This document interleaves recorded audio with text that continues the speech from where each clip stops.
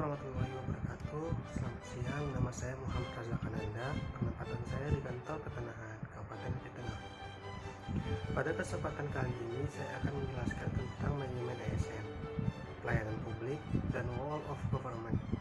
Dari modul yang telah saya baca, saya dapat menyimpulkan bahwa manajemen ASN adalah sesuatu yang merujuk tentang pengaturan kepada profesi pegawai, sehingga diharapkan tersedianya sumber daya ASN yang unggul.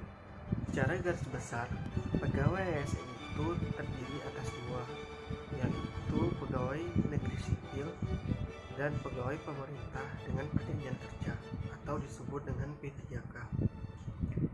PNS dan P3K ini diangkat oleh penjabat pembina kepegawaian untuk diserahi tugas dan tanggung jawab serta diberikan amanah. Sesuai dengan peraturan perundang-undangan, pegawai ASN itu sendiri dilarang untuk terlibat atau menjadi anggota pengurus partai politik. Hal ini bertujuan untuk menjauhkan birokrasi dari pengaruh partai politik. Lalu untuk perbedaan mendasar antara pegawai negeri sipil dan P3K itu terletak pada perjanjian kerjanya.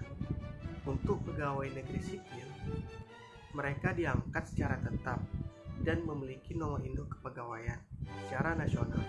Sementara untuk P3K diangkat berdasarkan perjanjian kerja untuk jangka waktu tertentu.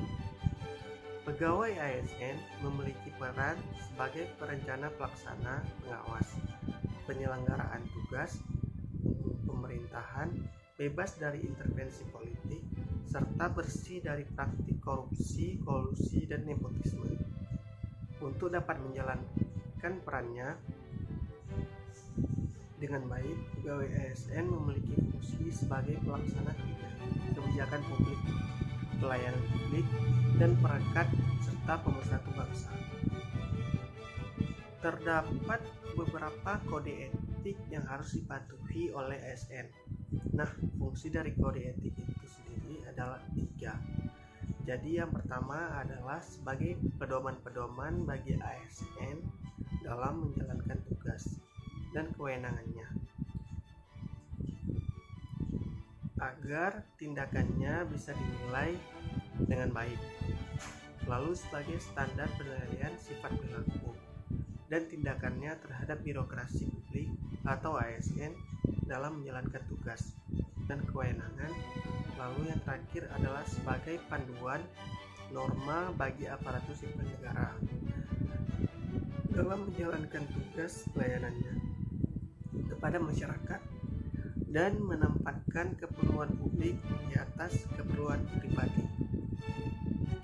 Di dalam manajemen ASN itu sendiri terdapat namanya konsep merit. Konsep merit ini adalah kebijakan dalam manajemen ASN yang berdasarkan pada kualifikasi, kompetensi, dan kinerja secara adil dan wajar, dengan tanpa membedakan latar belakang dari tiap ASN, mulai dari latar belakang politik, ras, warna kulit, agama, asal-usul, serta jenis kelamin, dan sebagainya.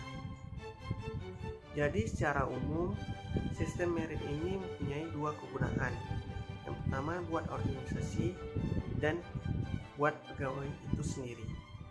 Untuk organisasi, sistem merit ini mendukung keberadaan prinsip akuntabilitas yang saat ini menjadi tuntutan dalam sektor publik.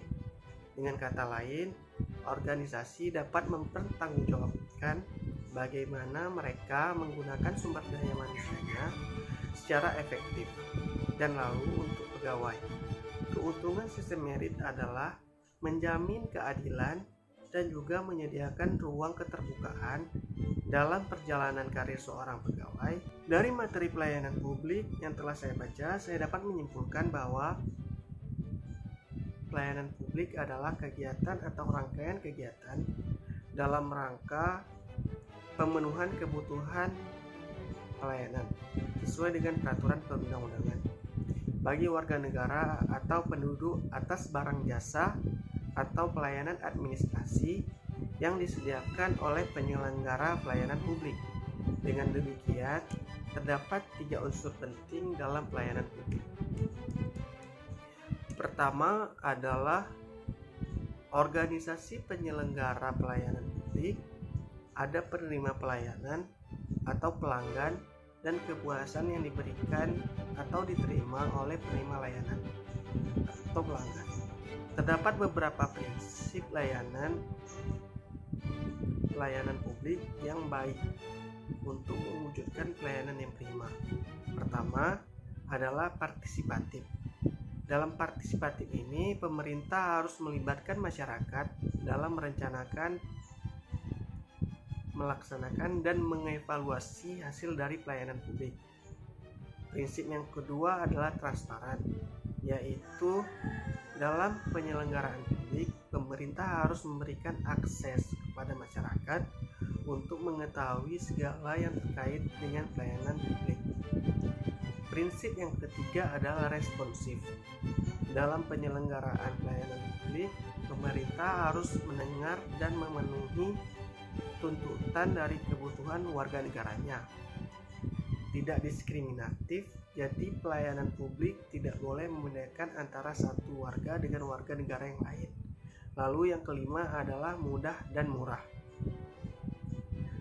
Prinsip ini harus diberikan kepada masyarakat untuk memenuhi berbagai persyaratan dalam membayar atau memperoleh layanan yang mereka butuhkan. Lalu prinsip yang keenam adalah efektif dan efisien. Penyelenggaraan publik harus menempatkan tujuan yang hendak dicapai dengan cara mewujudkan tujuan tersebut dengan prosedur yang sederhana, tenaga kerja yang sedikit, dan biaya yang murah. Lalu prinsip selanjutnya adalah aksesibel, artinya seluruh penyelenggaraan pelayanan publik harus dapat dijangkau oleh seluruh warga negara. Prinsip akuntabel, artinya semua bentuk penyelenggaraan pelayanan publik harus dapat dipertanggungjawabkan secara terbuka kepada warga negara. Nah, prinsip terakhir adalah prinsip berkeadilan, artinya seluruh penyelenggaraan pelayanan publik harus dapat dijadikan alat untuk melindungi kelompok yang rentan dan mampu menghadirkan keadilan bagi kelompok yang lemah. Materi selanjutnya adalah tentang Whole of Government. Apa yang bisa kita sebut dengan WOG?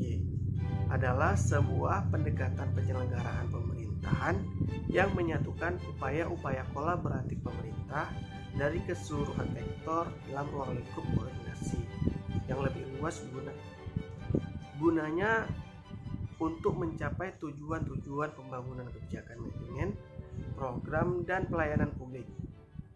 Lalu mengapa itu penting? Dan tumbuh sebagai pendekatan yang mendapatkan perhatian dari pemerintah. Di alasan pertamanya adalah adanya faktor-faktor eksternal sebagai dorongan publik dalam mewujudkan integrasi kebijakan, program pembangunan, dan pelayanan agar terciptanya penyelenggaraan pelayanan publik yang lebih baik. Lalu alasan yang kedua adalah adanya faktor-faktor internal, misalnya seperti adanya fenomena ketimpangan kapasitas sektoral. Jadi sebagai akibat dari nuansa kondisi antara satu vektor dengan vektor yang lain, jadi terdapat sektor yang sangat superior terhadap sektor yang lain. Lalu alasan ketiga adalah khususnya dalam wilayah Indonesia itu karena adanya keberagaman latar belakang nilai budaya dan adat istiadat yang mendorong adanya potensi disintegrasi bangsa dan lain-lain. Sekian penjelasan video saya tentang manajemen ASN, pelayanan publik, dan Whole of Government. Semoga bermanfaat. Terima kasih.